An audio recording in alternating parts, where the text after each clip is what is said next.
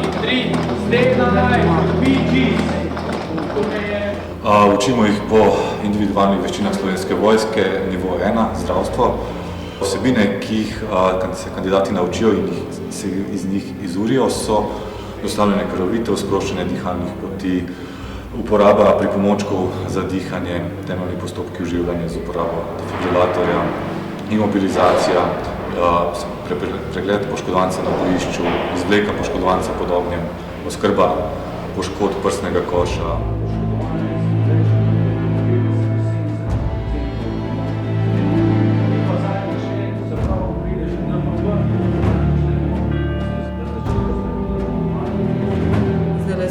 V 2 dneh smo se učili o temeljnih postopkih oživljanja, učili smo se o krvavitvah, kako jih zaustaviti, tudi o različnih hranah.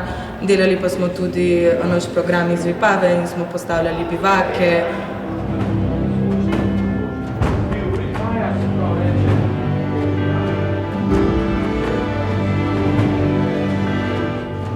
Pa tudi nekaj smo izvedli o AED-ju, to je defibrilator in kako ga uporabljamo.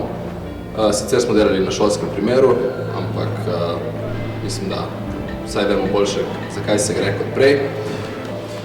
Izvedeli smo tudi, da imamo določene nove tipe povojev, kot je na primer Izrael, ki je malo bolj napreden od tistega, ki smo ga uporabljali nekaj časa nazaj, tako da je tudi reševanje poškodovancev toliko lažje.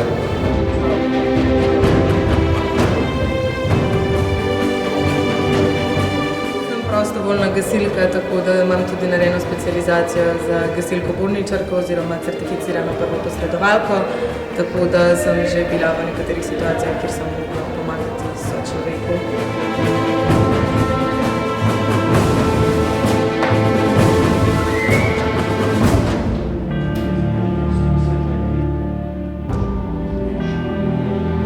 Moja karierna pot me je do zdaj, dokler se nisem prijavil na vojaško služenje, peljala na morje, ker sem po izobrazbi diplomirani inženir ladijskega strojništva in na morju nimaš ravno dosti ljudi okoli sebe, ki so ali pravilno usposobljeni ali pa mogoče imajo licenco, pa še vedno ne vejo, zakaj se gre, zato moraš se znati zanašati nase in v primeru, da se to nekomu drugemu zgodi, tudi znati pomagati.